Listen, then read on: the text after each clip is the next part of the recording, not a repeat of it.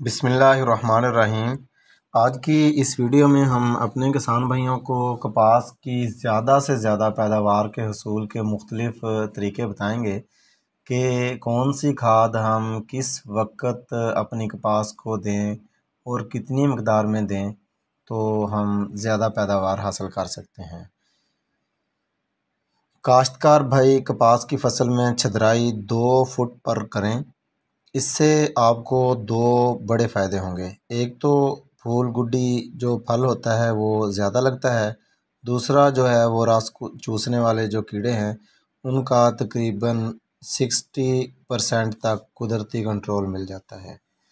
और उसके बाद आपका खाद देने का जो मरला है वो स्टार्ट हो जाता है। पहली खाद जो हम सिफारिश करेंगे अपने किसान भाइयों को वो 1 बोरी DAP, 1 किलो बुरान जो 20% वाला है FMC बोरोस्टार के नाम से दे रही है, और उसके साथ 1 पैकेट सिलेक्ट चिलेटेड जिंक ये केंजो कंपनी दे रही है, और उसके साथ एहतियातन 1 पैक फेपरोनिल दानेदार अपनी खेलियों में घेरा कर दें।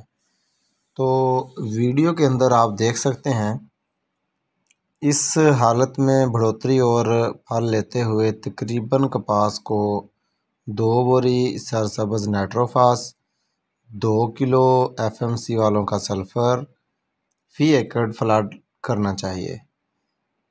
2 बोरी सरसब्ज़ नाइट्रोफास डालने से आपको देसी लफ्ज़ों में हम आपको बताते हैं 1 बैग DAP जितनी फास्फोरस और 2 बोरी सरसब्ज़ जो कैन गवारा है उसके बराबर खाद मिल सकती है।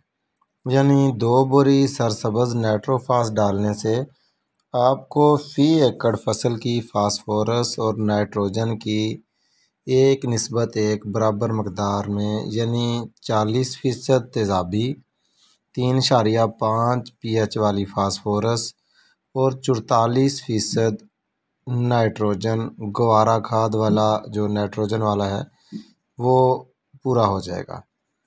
और काश्तकार भाई फ़ी एकड़ बेहतरीन पैदावार हासिल कर सकते हैं।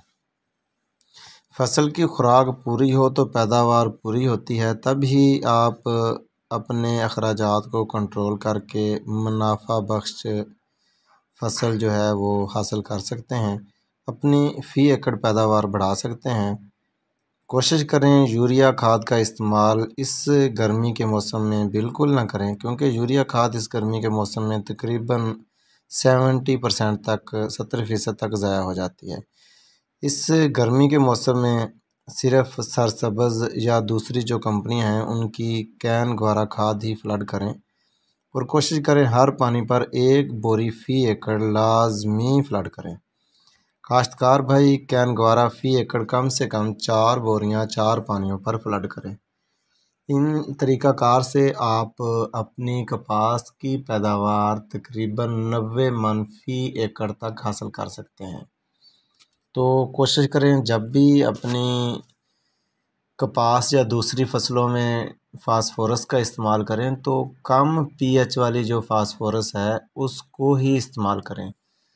तेज़ाबी फास्फोरस आपको जो नाइट्रोफास से मिल सकती है, उसके अलावा आपकी जो सबसे बेहतर खाद जिसे मैं कहता हूँ वो जाफ़र वालों की न्यूट्राफुल DAP है। उसके अंदर जो फास्फोरस होती है वो भी ज़ाया नहीं होती, वो 100% आपके पौधों को दस्तयाब हो जाती है।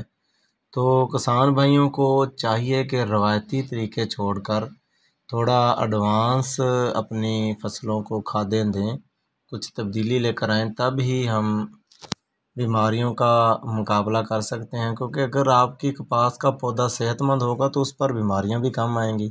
अगर आपकी कपास का पौधा जो है वो कमज़ोर होगा तो उस पर बीमारियों का हमला भी ज़्यादा होगा, उनका कंट्रोल भी मुश्किल हो जाएगा।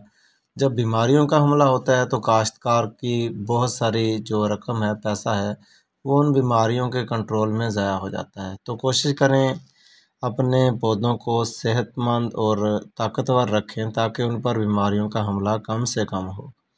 तो इंशाल्लाह नेक्स्ट अगली वीडियो में हम आपको जो कपास पर मुख्तलिफ़ बीमारियां आती हैं उनके कंट्रोल के जदीद तरीक़ों से आगाह करेंगे। खुश रहें और खुशियाँ बाँटें। मुझे अपनी दुआओं में याद रखिएगा।